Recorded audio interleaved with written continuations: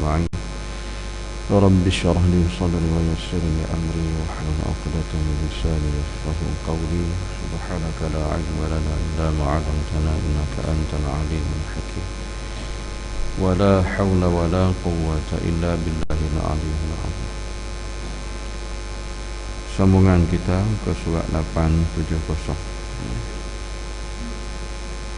Abu Hurairah radhiyallahu an berkata, Nabi sallallahu alaihi wasallam bersabda, Inna Allah ta'ala rafiqun yuhibbur rafiq yu'ti 'ala rifqi ma la yu'ti 'ala unfi.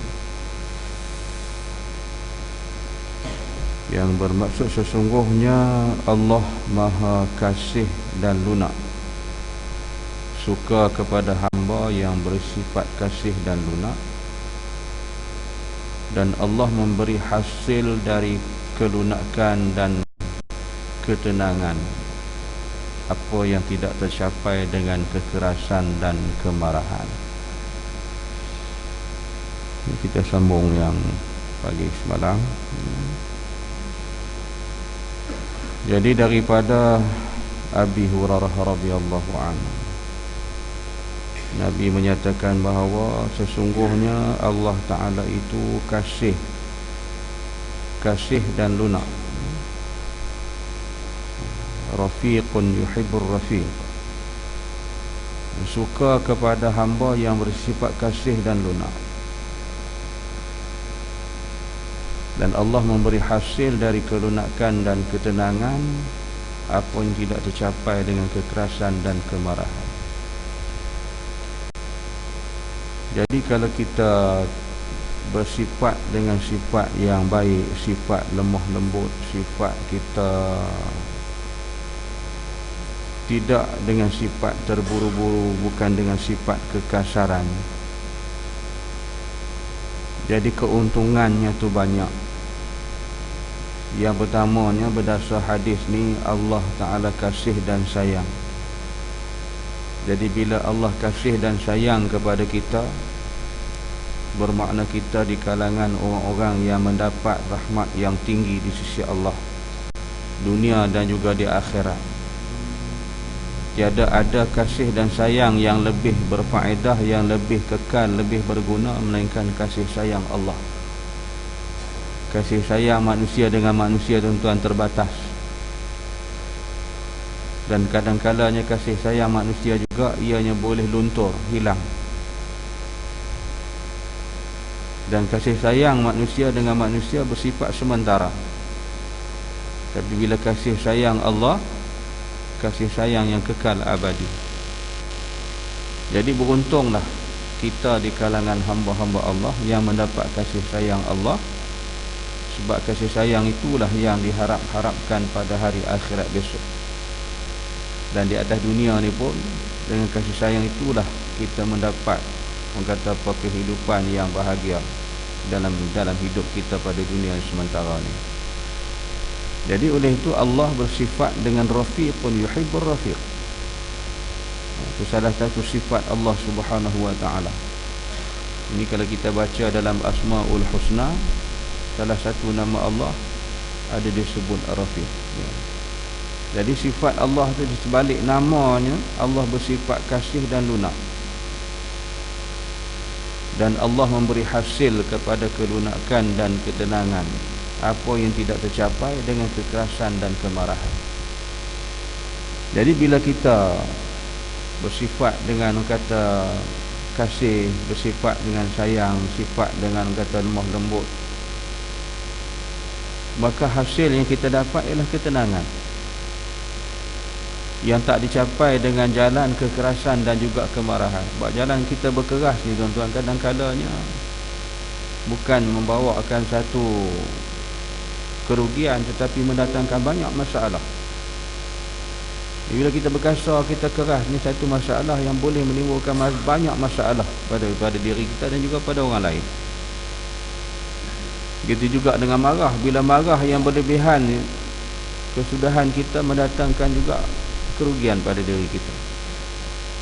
Jadi marah itu pun nak kena ada batas. Sifat ghadab, sifat ghadab yang disebut dalam kitab tasawuf ni, bahawa sifat yang perlu dijauhi, marah yang melampau-lampau. Jadi bila marah melebihi, melampau, dia jadi kita orang tak siuman, orang majnun. Kesudahan bila kita bertindak dengan cara marah, kita menyesal kemudian. Jadi sebab tu kita bersifat biarlah dalam keadaan tenang. Apa sekalipun dalam kita menghadapi, cuba kita bawa bertenang. Jangan kita buat dengan keadaan yang marah, dengan kekerasan, dengan sifat keluh kesah. Sebab bila buat macam tu tuan-tuan, kesudahan kita mendapat kerugian dan kecelakaan. Jadi carilah perkara yang boleh mendatangkan kebaikan dan Allah Ta'ala kasih sayang pada kita. Jadi sebab itu bersifat kasih sayang kita dengan sesama hamba Allah. Tapi janganlah pula pergi peluk cium anjing tu. Dia kata kasih sayang kepada binatang. Memang binatang pun kita disuruh berkasih sayang dengan dia. Maksud kasih sayang dengan binatang, janganlah pergi ganggu ugat suasana dia, kacau dia. Jadi hak dia pun ada sebagai binatang, makhluk Allah, dia ada hak dia. Jangan pergi kacaukan ugat dia dengan kita buat dia, inayakan dia, tak boleh. Walaupun anjing dan babi sekalipun, perkara itu dia juga makhluk Allah. Tapi taklah sebab kasih sayang kita kena peluk cium dia. Ini benda-benda yang kita kena perhatilah dalam soal ini. Benda-benda banyak berlaku pada kita ni kan. Tu kata Sahibul Samahah Datuk Mufti Kelantan, macam-macam berlaku ni. Mungkin besok akan terbit lagi hak benda yang pelik-pelik berlaku dalam keadaan kita di akhir zaman. Itu peluk cium anjing. Esok mungkin sampai satu tahap pula, esok peluk cium babi. Babi pun comel-comel juga hak kecil-kecil tu. Tengok anak babi, warna pink, warna merah ubi, comel dia, kecil. Jadi kita ni mudah terikut-ikut dengan aliran fahaman yang dibawa oleh di kalangan musuh-musuh Allah Subhanahu wa ta'ala. Jadi bila kita berkasih kepada hamba Allah di kalangan manusia, di kalangan dia makhluk Allah, binatang-binatang, jadi kita taklah dituntut macam tu. Cuma kita pelihara, jangan diinayakan dia. Sama ada binatang itu, walaupun sampai ke tahap binatang yang kita nak sembelih untuk dimakan dagingnya. Ini pernah berlaku yang Sayyidina Umar tegur sahabat nak sembelih binatang ternak, kambing, ditendang ni kawan tu kan, bagi jatuh. Jadi Sayyidina Umar tegur, jangan dikasari dia begitu, sebab kita nak sembelih, dihormati dia dengan keadaan yang baik, diperlakukan dengan cara yang baik untuk kita nak sembelih, nak makan daging dia. Serupa kita raya korban kan, tengok dia sembelih, nak tumbang lembu tu, ya Allah punya seksa. Kadang-kadang lembu yang bertanduk patah tanduk. Kadang-kadang kita rebahkan dia, seret atas tar jalan dah, apa nama masjid kita tak ada rumput, diseret atas tar tu, habis melecet kulit kawan tu, berdarah-darah, kadang hidung keluar darah lembu tu. Nak boleh sembelih korban, seksa kawan tu sampai begitu. Jadi kita bersifat belah kasih dalam soal binatang tu. Kita nak sembelih dia, kita hormati dia, janganlah diperlakukan macam tu kat dia. Kadang-kadang kita ni buat kerja kan, buat kerja ni bodoh kan? Bodoh dengan diri kita sendiri. Kita nak tumbangkan lembu bukan mengharapkan kudrat tenaga kita saja, gunakanlah akal. Jadi bila akal tak diguna, duk harapkan tenaga saja, tu jadi gitu. Jadi kita sampai Allah, saya tak sanggup tengoklah kadang-kadang dia orang panggil, dia kata tolong sembelih lembu. Bila dia buat macam tu, kita jenis mulut tak boleh duduk diam. Bila dia buat macam tu, kita tegur lah, kita marah. Saya kata jangan dia buat kerja sampai macam tu. Kasihanilah dia. Kita nak sembelih dia, binatang yang halal kita nak sembelih, nak makan daging dia. Dia suruh bersifat kasih sayang dalam istilah korban. Jadi atas kebodohan kita tu nak menumbangkan lembu, tak reti sampai lembu tu terseksa kita. Jadi sebab itu kita tuan berkasih sayang. Sifat ni adalah sifat yang mulia yang Allah Subhanahu wa taala memberikan juga kepada kita ketenangan. Jangan dengan kekerasan dan kemarahan. Tak akan tercapai. Kalau tercapai pun tak ada kesempurnaan. Tak dapat kesempurnaan dengan cara kekerasan dan kemarahan. Rupa kita minta maaf tuan, ni dalam kalau kita tengok dalam adab dengan isteri pun disuruh bersifat kasih sayang, dengan anak-anak bersifat kasih sayang. Terutama anak kita ni kena tengok juga peringkat kecil, peringkat besar, peringkat dewasa, peringkat mereka dah berumah tangga, mereka dah berkeluarga. Jadi kita ni nak kena guna juga kaedah, walaupun orang kata meminjam kaedah psikologi, tetapi melihat kepada Islam bahawa perkara tidak menjadi kesalahan.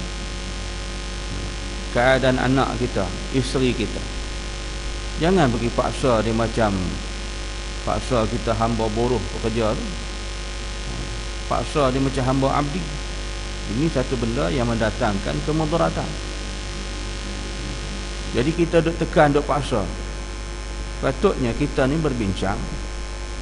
Tu yang kita dah baca semalam, disuruh kita bermusyawarah. Wa ma halaka rajulun an musyawarah. Jadi perkara apa pun kita bincang, mesyuarat. Tanya pendapat isteri, tanya pendapat anak-anak. Jadi jangan kita main kuasa kita aja. Ni kadang-kadang nak guna kuasa kita, hak kita, terus paksa. Buat, tak buat, ni tak boleh gitu.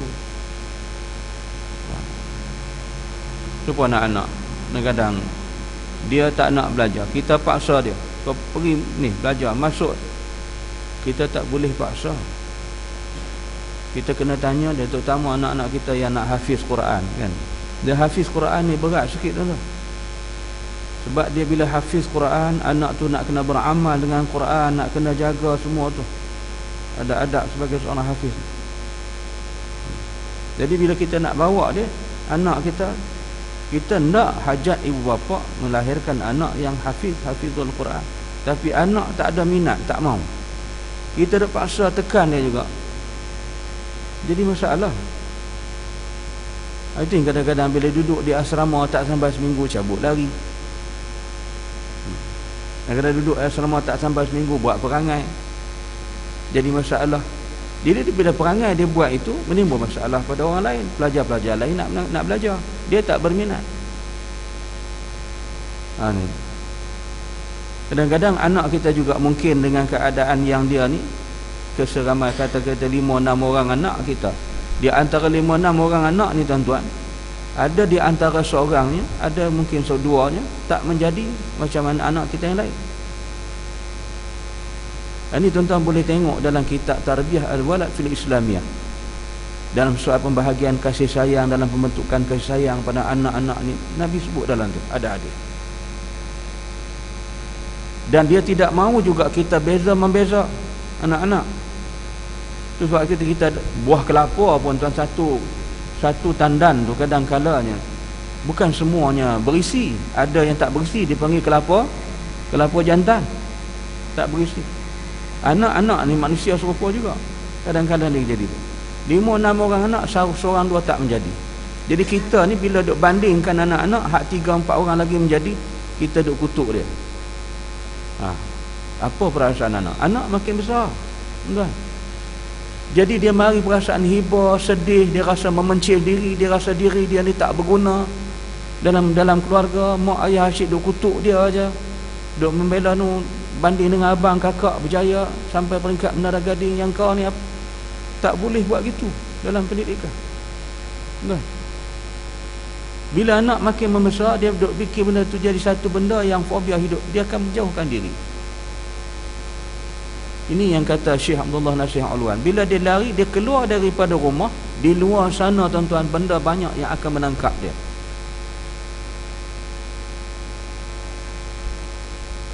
Banyak yang menunggu sedang nak menangkap dia untuk masuk dalam perangkap.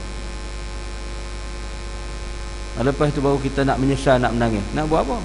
Masa duduk di rumah kita kutuk dia. Kadang-kadang sampai nak makan pun, anak letak panggil nasi nak makan, mak beletih.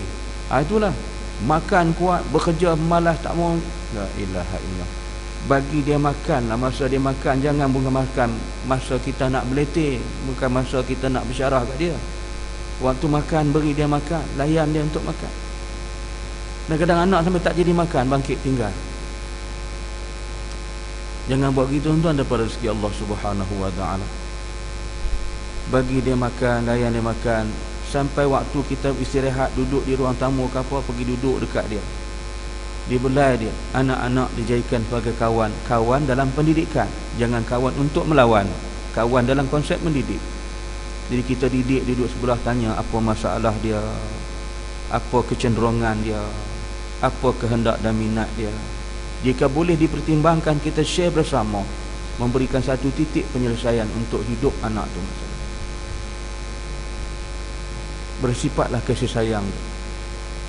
Wa'adilu baina auladakum, dalam satu hadis Nabi kata, wa kama qala, bersifat adil kamu dalam pembahagian di antara anak-anak kamu. Ini lazim kita tuan-tuan, 5 orang anak, 6 orang anak, 7 orang anak. Anak bongsu lah yang selalu kita menang, kita beri kasih sayang. Hak lain kita, anak hak sulung ni Allah. Anak bongsu ni minta RM10 bagi, minta RM50 bagi, minta berapa bagi. Anak hak yang lain minta RM10. Nak buat apa banyak sangat? Nampak? Nak buat apa banyak sangat? Kau nak beli apa? Nak buat apa? Banyak persoalan. Sampai kadang-kadang anak dia, tak payah lama, banyak sangat soal jawab. Fed up dia. Dia pun naik gibap. Sikap macam tu. Tapi kalau anak bongsu, mak RM10, 20 bagi. Dan kadang mak-mak ni, isteri-isteri ni berahsia dengan suami. Anak bongsu ni bagi, anak ni tak bagi. Jadi kita tak boleh tu. Nabi kata, wa'dilu baina auladakum, berlakulah adil di antara anak-anak kamu. Itu sifat yang diamanahkan. Moga-moga kita menjadi suasana dalam kasih sayang, dalam suasana yang harmoni rumah tangga. Tu yang barulah terlaksana, yang kita duk apa war-warkan dulu, al-baiti al-jannati, rumahku syurgaku, baru jadi tu. Jadi sifat tenang, kasih sayang. Mudah-mudahan Allah menjadikan kita sebuah keluarga yang penyayang dunia dan sampai di akhirat, insya-Allah. Itu dalam kuliah muslimat baru ni ada muslimat tanya, bolehkah esok kita mati duduk serumpun macam ni satu keluarga di akhirat? Boleh, tapi dengan syarat semuanya satu keluarga, ati Allah wa ati Rasul. Insya-Allah kita duduk sebuah keluarga yang bahagia macam tu. Tapi kalau di dunia seorang ke hulu, seorang ke hilir, seorang utara, seorang selatan, yang tak ikut Tuhan, yang menentang Allah, tak ikut, macam mana nak duduk serumpun macam sebuah keluarga macam tu? Tak bertemu kita. Jadi gitu bersifat kasih sayang Allah. Jadi kalau kasih sayang itu jangan kita mencari dalam bentuk kekerasan dan juga kemarahan. Wallahu a'lam. Tanda sini, insya-Allah sambung. Subhanakallahumma wa bihamdika asyhadu an la ilaha illa anta astaghfiruka wa atubu ilaik. Bismillahirrahmanirrahim. Wal 'asri innal insana lafi khusr illa alladhina amanu wa 'amilus solihat wa tawassaw bil haqqi wa tawassaw bis sabr. Assalamualaikum warahmatullahi wabarakatuh.